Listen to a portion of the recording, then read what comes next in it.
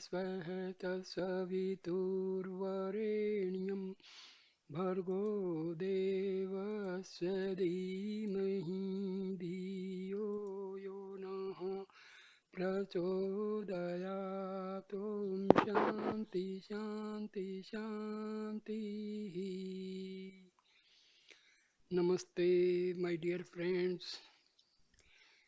Today I am going to give you a wonderful video about the brief life sketch of Guru Nanak Dev Ji. Since my childhood, the person of Guru Nanak Dev Ji influenced like anything. During my school days, I used to keep a small photo of Guru Nanak Dev Ji in my pocket, and I have the same honor and reverence for Guru Nanak Dev Ji as for Lord Rama and Lord Krishna. By seeing the photo of Guru Nanak Dev Ji, my head bows simply in front of that photo. I have great respect, honor for this incarnation of God. Guru Nanak Dev was born in 1469 and took Mahasamadhi in 1539. His date of birth is 14th April.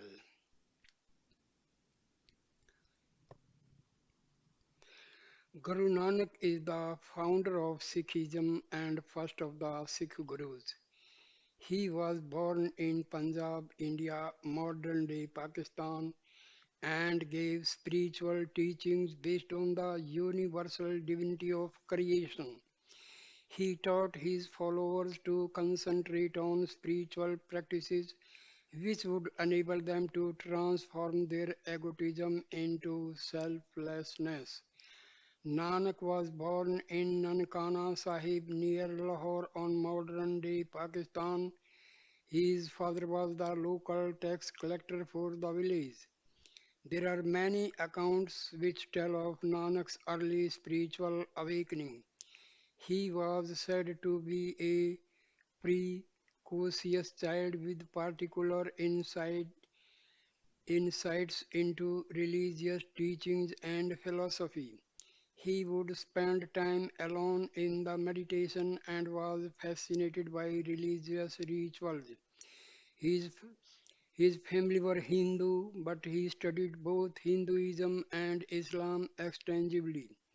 Although he had a deep interest in religion, he also had a rebellious streak, not always accepting religious dogma.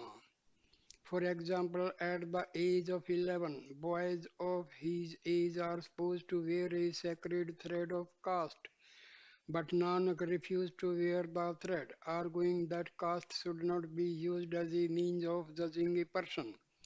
Nanak would often debate with religious pundits about the nature of God and true religious practices.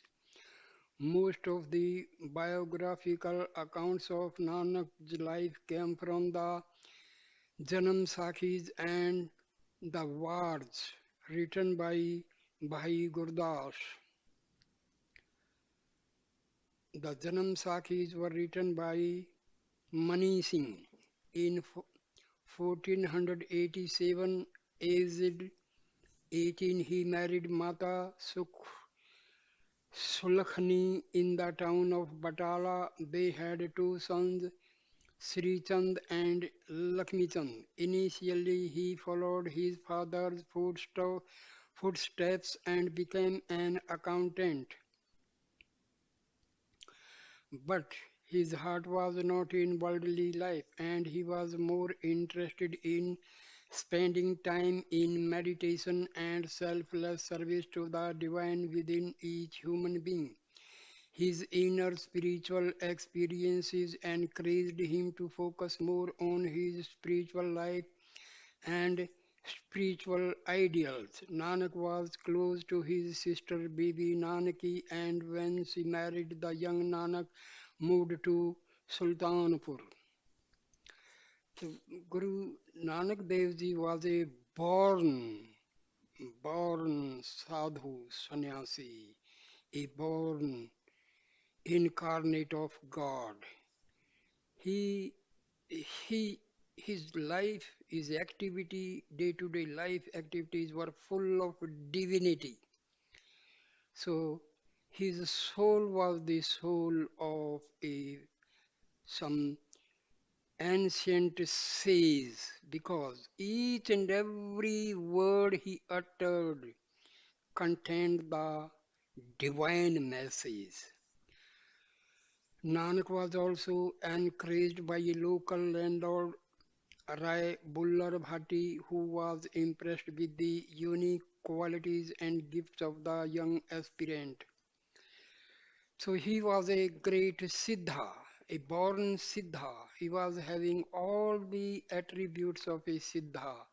As there were Siddhas in Tamil culture, Guru Nanak Dev was a born Siddha. Although there are many stories telling of the divine potentialities of the young Nanak, his main teachings and realization are said to have begun when he reached the age of 30 around 1499. For 3 days Nanak disappeared, leaving his clothes by the bank of a stream called Kali Ben. When he returned, he remained silent for a while before pronouncing he had received a vision of God's court and had returned to lead people to this divine Amrita nectar. So he was a Siddha. Nanak taught that God was beyond religious dogma and external definition. He said he would follow neither the Muslim or Hindu religion but just God's path. He taught there is no Muslim, no Hindu. This was of social significance because of the political and social conflict between Islam and Hinduism at the time. During his lifetime, Guru Nanak attracted followers from the Hindu, Muslim, and other religious traditions. Guru Nanak received many distinguished visitors but always refused material gifts, believing that spirituality should be given freely and not dependent on financial payment. Even kings and emperors with heap of wealth and vast dominion cannot compare with an ant filled with the love of God. Guru Nanak, Sri Guru Granth Sahib. The basis of his religious teachings was the belief in a universal God who was beyond form but who was manifest to varying degrees in all creation. There is but one God, his name is truth, he is the creator, he fears none, he is without hate, he never dies, he is beyond the cycle of birth and death, he is self illuminated, he is realized by the kindness of the true Guru. He was true in the beginning, he was true when the age commenced and has never been true. He is also true now ever. Sorry. When the age is commenced and has ever been true, he is also true now. क्या यार? Guru Nanak, he taught his followers three basic religious principles: selflessness, sharing with others, and giving to those who are less fortunate, but also a selflessness of attitude, avoiding the pitfalls of egoism, pride, and jealousy. Second, earning an honest living, living without deceit, exploitation, or fraud. Third, Nam Japna, meditation on God's name and repeating a mantra. Through the repetition of God's name, Nanak taught that a follower could free himself from selfish tendencies and cultivate happiness. However, Nanak taught it was not just enough to repeat a mantra mechanically, but with selflessness and real zeal.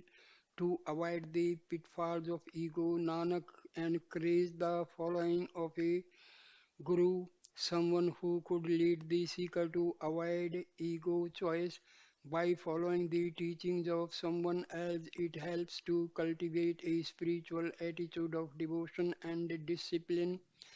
His teachings also had profound social implications. He denounced the caste system prevalent in the Hinduism and taught external aids like rituals and priests were not of importance. Guru Nanak always stressed the inner spiritual awakening. After this awakening realization, Nanak made many prolonged journeys around the Indian subcontinent. This included visits to Lanka, Tibet, all of India, and also to Baghdad and Mecca.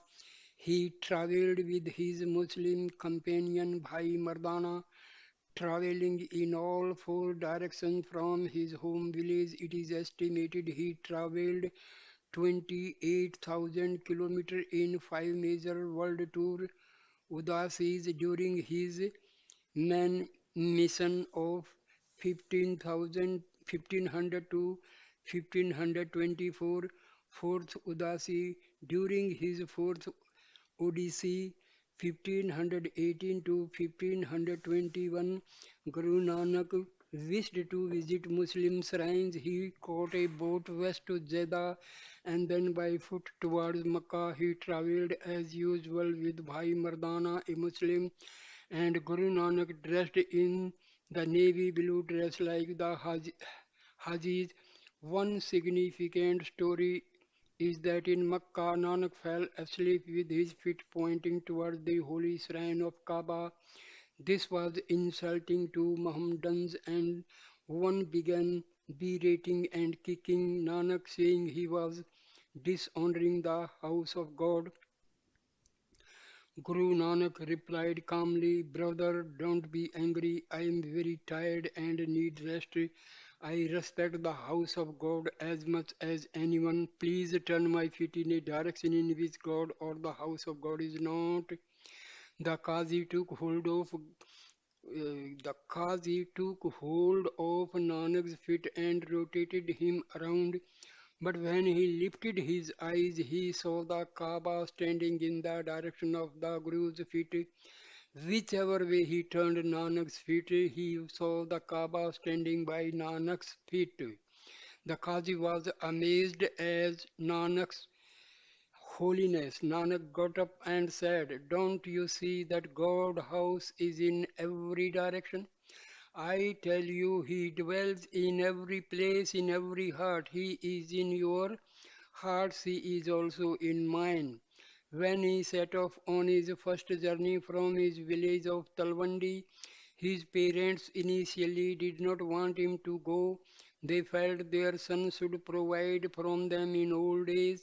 However, Nanak felt he had a compelling mission to offer God's real message to suffering humanity, and he felt this mission outweighed his personal family obligations. His fifth and last tour took place around the Punjab between 1523 to 1524. After this final Udasi, he travelled less, living on the banks of Ravi River. It was in the Punjab where Sikhism would take the strongest root. In 1539, he appointed Bhai Lehna as his successor, renaming him Guru Angad, meaning part of you. This began the tradition of Guru lineage. A day after appointing his successor, Nanak Dev took Mahasamadhi on 22nd September 1539 in Kartarpur, aged 70. One Indian tradition states that after Nanak's passing there was controversy with Hindu and Muslim followers wishing to bring Guru Nanak in different forms. But when the clothes was removed from Nanak's body, hundreds of followers were discovered. In this way, both groups were also, oh, sorry. But when the cloth was removed from Nanak's body, hundreds of flowers were discovered. In this way, both groups were able to take flowers and remember Nanak in their own way. So Guru Nanak Dev was not a ordinary human being, he was incarnate of God. And his philosophy and his teachings are like our Upanishads, Vedanta, especially Advaitic Vedanta. He was not having any guru like Ramakrishna Paramahamsa and Maharishi Ramana. So he was of the same level, that of Paramahamsa Ramakrishna and Maharishi Ramana. I have a great honor for, because I am deeply touched by the study of Maharishi Ramana and Ramakrishna Paramhamsa. But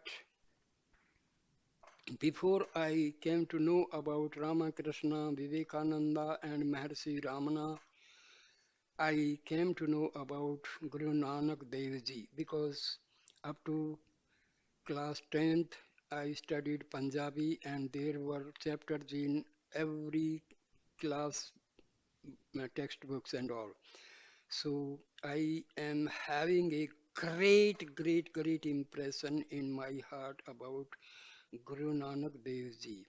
Just by listening the name, my heart is, starts vibrating, and by seeing the photo, my head was so honored, I think. So, my dear friends, I will try to give more videos on Sikh Gurus, because they are all incarnate of God in one form or the other. So, but I will emphasize more on the teachings of Guru Nanak Dev Ji. Namaskar, mere dosto, Sat Sri Akal, Namaskar. Please like this video, comment and subscribe my channel. This is your own channel, my dear friends. Thank you so much. Thank you. Namaste.